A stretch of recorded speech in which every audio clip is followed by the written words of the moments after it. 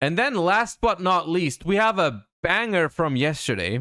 At least I think so. I haven't actually read the cards, but there's more Purrely cards, even more. Argan Heals, thank you so much for the Prime. There is even more Purrely support, which is kind of nuts. Because actually we could look at, has there been a new OCG metagame report? Road of the King. Let me see where Purrely is right now. OCG metagame report, that's from last week. Yeah, it's the best performing deck. It is already the best performing deck in the OCG. Tearlaman's still not dead, by the way. Tearlaman's still not dead, by the way. Please see the Purrely prices. Okay, I have not checked those in a long time. So, all right, I'm okay. I will. Now, what happens if I type Purrely into the search bar up here? The site refreshes. Okay, perfect. We have Pretty Memory. We have My Friend Purrely. Oh, what are these prices, dude? Holy shit, they're hidden behind my head, but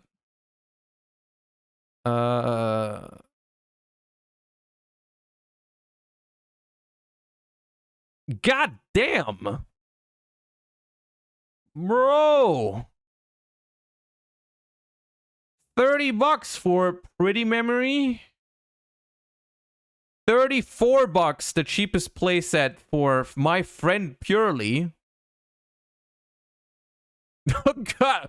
47 for the main deck Purrely monster. Oh god damn, dude. God damn. I mean, let's be real. I am surprised by how expensive they are. But this is, once again, this does not happen very often here, so we need to really take advantage of it. But this is, once again, and this is why I need to repeat myself, I said this before. I told you this before. I told you I think these cards are actually going to become good cards. So I have my playsets. And I paid, like, in comparison to this, I paid pennies. Like, I paid, I think, like $5 for these. I paid like $7 for this, I think. And like $8 or $9 was this thing when I got my playsets. Now, I only got a playset of each, so I'm not making like insane money off of it because I only have 3 that I'm gonna keep. But I mean, yeah, I guess now it's too late. Now it's too late. And I guess it's because two things. First of all, Purrely has been dominating the OCG metagame for a while now. I mean, it hasn't been dominating before the ban list, but it was already a good deck before the ban list, and now it's dominating. And like, I feel like everyone just, and my personal assessment is the same, honestly. I feel like Purrely is just a relatively safe investment right now. Right? Jesse made a video and it spiked that same day. I mean, I don't think that's the reason, because like the cards were spiking crazy before that too. It's just a mix of them being the best deck in the OCG now apparently, and them getting more support now, and like, you know, it's never just one video on YouTube that makes a card go crazy. Also, Vanquish Soul is here. That's cool. Vanquish Soul here is nice. It's like, Purrely, I think, is a pretty dope deck. Kashtira is Troll Despair. Super Heavy Samurai is Troll Despair. Vanquish Souls is really cool. Adamancipator is Troll Despair. Labyrinth is like kind of cool, but also Troll Despair. Branded is cool. Exosister is Troll Despair. Tearlaments is like, why don't you freaking die? Mathmech we don't talk about. Sky Striker is based. So it's like half of this pie chart is based, half of this is Omega Troll Despair, which pretty much sums up the OCG. That's fair. They play Santa Claus. Why do they play Santa Claus over Bestials? Can someone explain that to me?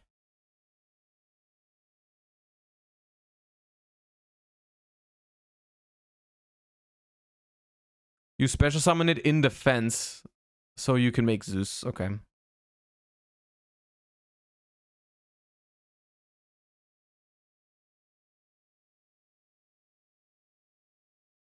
Ooh, Vanquish Souls.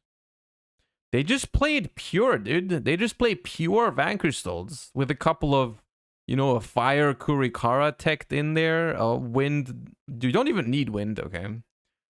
Crow because it's dark, I assume. Okay. Fair enough. All right. But that's not what this is about. This is not all that it's about. We need to talk about the new Purrely cards because this is before the new Purrely cards. I just want to emphasize that. This deck is the most played deck in the OCG before these cards. So if these cards are any good, it's just going to go through the roof. E Purrely Noir. Oh, so there's a little one for Noir now. If this thing mentions the... Oh, God. I was about to say, if this thing mentions Sleepy Memory, it's curtains. This card doesn't even have to have an effect. This card does not even need an effect now. Like, just the fact that this mentions the Sleepy Memory is busted, I'm pretty sure. Okay, once per turn, you can discard a card, target a card your opponent controls, or up to 2 if this card has Sleepy Memory as material, return it to the hand.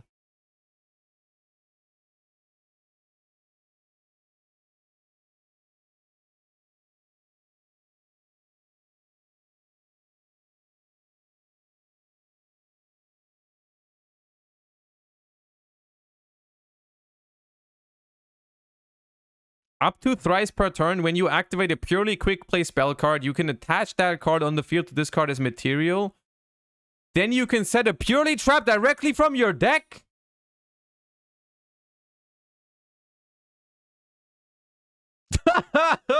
What do you mean?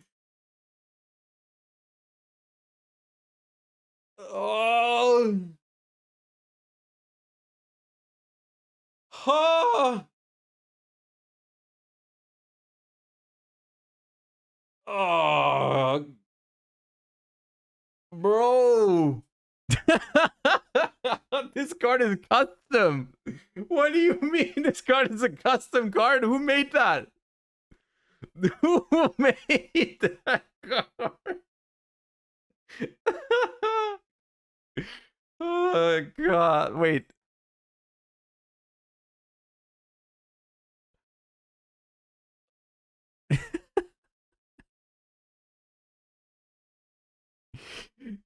Oh my God, that card is insane. That card is a custom card, dude. Chat, no matter, like, it doesn't matter. You're gonna need these. You have no option. Like, you look at this. Nah, oh, God, good gracious. Oh, if there was any chance for Purrely not to be like the best deck or a top tier contender in the TCG because our format is different, that chance is now gone. This card is busted. This card is busted. Oh my God. I'm so happy that I have my Purrely card. This card is insane.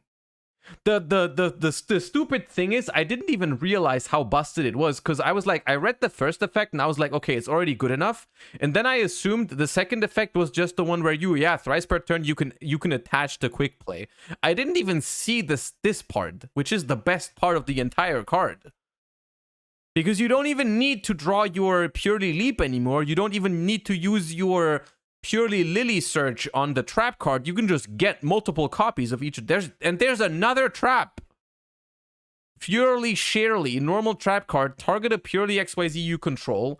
Special summon a level 1 Purrely monster from your deck, but its effects are negated. And if you do, special summon from your extra deck a Purrely monster with the same rank as the targeted monster, but different attribute by using the summoned monster as material. Then you can take from your deck one card with the same name as a purely quick play spell attached to the target, attach it to the XYZ summoned monster as material. That's also busted. That's also really good. Kochi, thank you for the prime. I'll tell you how this is good. It's like if you have a sleepy memory attached, which is the one that draws cards to one of your XYZs, you just summon another XYZ and you get another sleepy memory attached and you draw another card in your opponent's standby phase. And it makes it even better. It's not once per turn. It is not once per turn either. Bro. Anyone remember when we talked about how are they going to make Yu-Gi-Oh decks even better than they are now? Like, okay, apparently they can. Apparently they can do that. Now, the thing is, I'm not actually sure if I hate this. I'm not actually sure if I hate this. Because, like, I still think Purrely is like... I still think Purrely is kind of a cool archetype. I still don't hate it. But Noir is kind of busted. Noir is kind of busted. Ogre seems okay on the continuous spell. Yeah. And sometimes you can use it on the XYZ monsters when they try to attach more spells, and that might be okay, you know? But the thing is, they don't have a problem of getting more XYZs out, but yeah.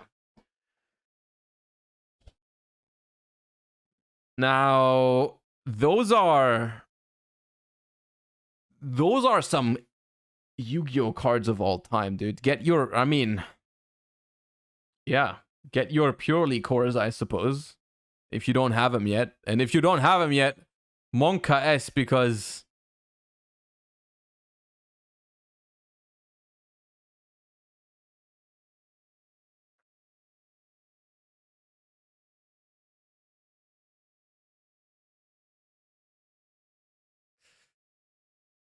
yeah, I don't know what to say.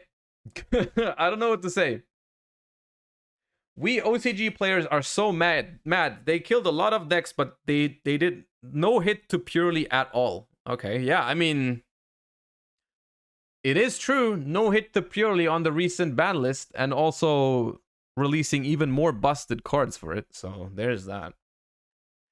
To be fair though, to be completely fair, I still think it's kind of...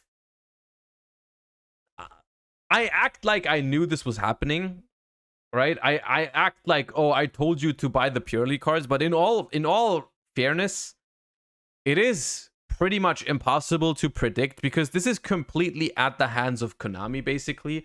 They make a first wave of cards, and you have to basically predict whether they're going to give them a broken custom card or not at this point, right? Because they can make every archetype completely busted if they just want to, right? They could have made us all play Libromancers if they just made the second wave of support better than what they did. They could have forced us all to buy War Rocks if they really wanted to, right? It's just that they didn't do that, right? Rescue Ace, right? On the one hand, from Amazing Defenders, you have Purrelys, and everyone that invested in Purrelys because they believed in it, they're like super happy right now. And everyone that maybe saw some potential in Rescue Ace is like in shambles, right? But in reality, it's like, it's arbitrary. They could have just made more busted Rescue Ace support instead of Purrely support, and then everyone would have been happy with their Rescue Ace cards. It's just kind of an arbitrary thing at this point. So it is what it is. It is gambling in a way. Yeah, I think investing in cards before knowing what kind of support they get and whether they're good, I think in all seriousness is gambling. And this is why I also don't do it in the way where or I don't do that anymore. I have done that in the past, but since months and years, I don't really want to do that anymore, where I don't get myself like a bunch of the cards and then try to make a profit off of it. That's not my business or whatever. Like, I got myself a playset of the Purrely cards. That's it. And now I'm very happy that I did, right? Because sometimes I look at an archetype and I'm like, the cost of getting these cards right now is that not that high. Like when Purrely released, like I said, this card was like $5. This card was also around $5, and this thing was around like 9 to 10. And I pulled like 1 or 2 of these cards in my box of Amazing Defenders. So we opened 1 box on stream, and I just bought the rest for like, I don't know, it was like $40 or something, maybe 50.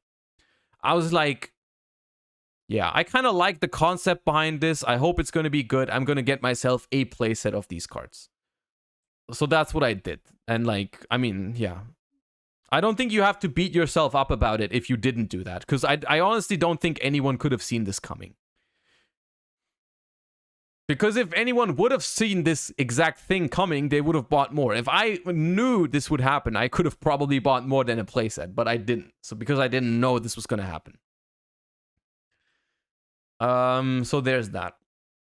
But yeah, I honestly, with these 2 cards being revealed, I don't see a world where Purrely is not the best deck by a landslide after Duelist Nexus in the OCG and probably also in the TCG. Not only because these cards are really good, but also because I think the concept behind Purrely is really strong. The concept behind Purrely is very, very well-rounded because the deck has all of its quick play spells are basically extenders, which gives the deck a lot of like playability going first and second. Super, like the deck is super consistent because it has so much. Like every single quick play spell is basically a starter. The deck has, I think, incredible room for non-engine and also incredible synergy with non-engine because the entire Purrely deck is about like drawing cards in your opponent's standby phase, right? So you can play hand traps really well. And that's just perfect because that's what makes a good deck, I think. Consistency, card advantage, synergy with hand traps, room for non-engine. All the recipes, like all the things come together, I think, in Purrely. And this is why I'm not at all, surprised that it's performing in the OCG, right? Even if you get Kaiju'd, right? Even if you get Kaiju'd on your Purrely monster, you still have already drawn a bunch of your cards, right? Right? The second wave made them great, and the third wave is going to push them too far. I can agree with that. I think the second wave is what would have made it a solid deck, like it is in the OCG right now. The third wave is going to make it busted. The third wave is good. The third wave, I think, is what's going to make people actually like actively complain about the deck when we get it. You know, this wave of support is the Ishizu cards to the tier elements. You know what I mean? I think. Maybe we get another rank 7 for Beauty and Plump. I mean, thematically, that would make sense. Thematically, that would make a lot of sense. But I don't know if they can do that.